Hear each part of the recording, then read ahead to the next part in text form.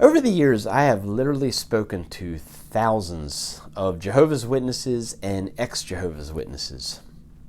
In this time, I've heard many of their stories, their teachings, their indoctrinations. I've heard many of their pains and heartaches.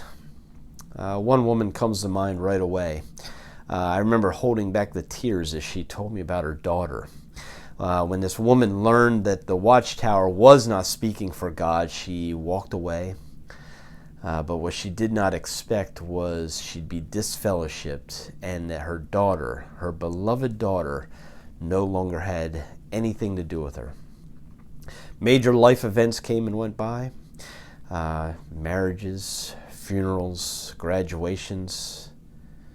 She wasn't welcome to any of them. Every time she reached out to her daughter refused to even answer. I just remember hearing this story and I could feel her pain. I could feel the heartache this woman was enduring. Another young man, when he decided the Watchtower was not true, he was likewise shunned, and his mother and father had nothing to do with him. The ones who raised him, nursed him, loved him, rejected him.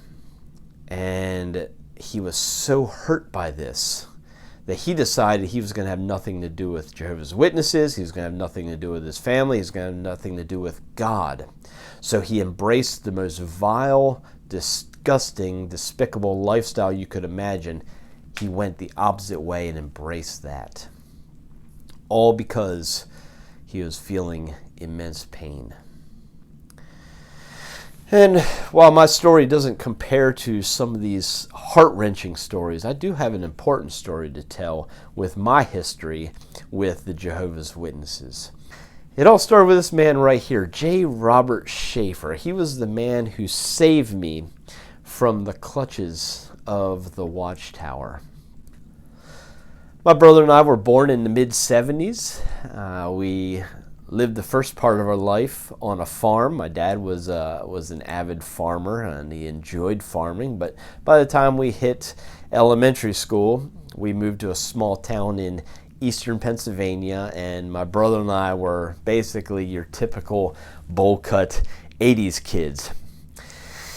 Well, times were different back then. You could walk the streets and just see kids everywhere. You know, you didn't have to worry about the things you worry about today. You could see kids riding their bikes up and down the road, kids playing ball in the park, unattended.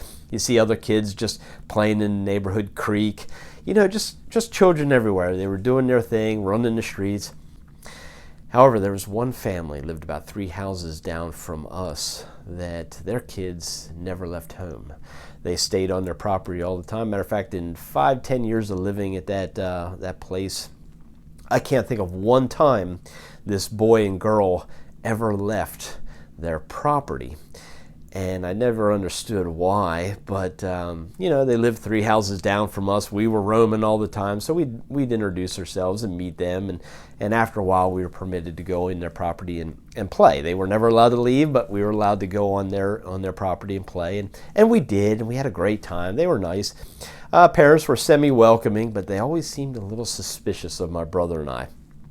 Wasn't sure why at the time, but they were definitely suspicious. And we were a church-going family, and one day while we were down there, the topic of church came up. And things got serious for a second, and the dad went inside and came back out carrying this red book. And he reached down and handed it to me, and he says, "I'd like you to have this." And at the time, I was a kid, and I was like, "Wow, thank you. I like to getting gifts." And I was grateful he gave me the gift, and I was like, "Oh, what's it about?" And he's like, "It's kind of like a Bible." So I opened it up, but as I was opening it, I could tell something wasn't right. There was something about this book. I just had this check, this feeling like this isn't good, this isn't right.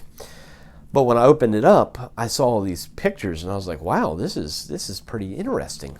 Back then, technology for us in the mid-'80s was the felt board, the felt Jesus, the felt disciples, and the teacher would put the felt Jesus and disciples by the Sea of Galilee or the empty tomb or at the cross or things like that, but that was technology for us. So when they handed me this book, I was intrigued because I saw these fully illustrated pictures and things, but I was seeing things I've never seen before.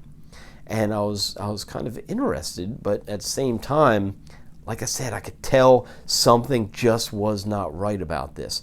And I looked through the pages, and I'd never heard heaven called paradise before. But I thought, well, I can understand that. They're both kind of the same thing, no big deal. But I never saw Jesus on a stake before with his arms in the air instead of stretched out. I was like, this is just peculiar to me.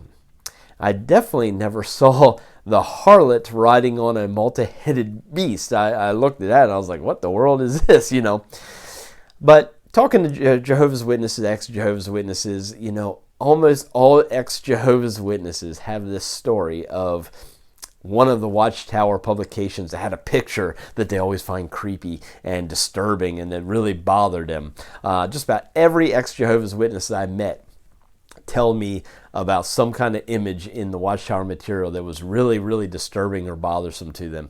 Well, this was mine. There's something about this guy in the gas mask, something about this guy with the knife to his throat or the kid holding the side of his head. Really bothered me, really disturbing, creepy. I just didn't understand why, and never was able to shake that image. You might not think it's anything, but for me, that was just big time creepy. So anyway, I took the book, and even though I felt like something was wrong about it, I didn't want to disappoint my friend's parents. So I took the book and walked it up to the house and showed it to my dad. And my dad took the book and began thumbing through it, looking through the pages. And after a while, he closed it, handed it to me, said, "Take it back." And I said, "What? Why am I taking it back?" And if you knew my dad, he was gifted at many things, but I'd say above all else, if he was gifted at anything, he was gifted at speaking his mind. He didn't pull punches. He didn't hold back. He told you exactly how he felt about a subject matter. You didn't have to guess with him. And he just looked at me and said, "They're from a different religion from us, and you are not to take this book. You have to go take it back right now, and you need to tell them that you're never allowed to take another book from them ever again." And he said it in a way that I knew there was no sense even trying to disagree or argue or anything like that. He said what he said, and I knew what I had to do. So I took the book, just walking down the street, just being like, oh man, I gotta tell these people that I can't keep their gift. And back then I didn't want to hurt anybody, so I'm like, so I went back, handed the family back their book, and said, I'm not allowed to keep your book, and I'm not allowed to ever take a book from you ever again. I think I ended up getting that trait from my dad, that I can kind of just tell people kind of how it is, even though back then I didn't like it. I think it's growing on me more and more as time goes. But I handed back the book, and I could tell they were disappointed. They did not want to receive the book back. They wanted me to have it. But they took it back. Needless to say, it wasn't long after that I went down to play with the kids again, and I wasn't allowed. They told me, "Our parents said we're not allowed to play with you anymore because you're a bad kid." And I remember thinking to myself, what did I do? And I knew when I was a teenager, I ended up being a very bad kid. But as a young kid, I don't think I was bad at all. I think I was pretty well behaved, somewhat. And it really disturbed me that I was labeled this bad kid. And it wasn't until years later, thinking about my story, that I came to realize why I was labeled a bad kid. And it was because they didn't want someone like me around their children. I think that's the main thing that it all boiled down to, that I was even shunned at an early age. I was that bad kid that you're not allowed to play with. Well, anyway, I was hurt by that. But looking back, Now I say thank you. Thank you, Jehovah's Witness, for labeling me a bad kid, because I was impressionable. I probably could have been swayed if I was spent too much time over there. And the fact that they rejected me turned out to be my saving grace.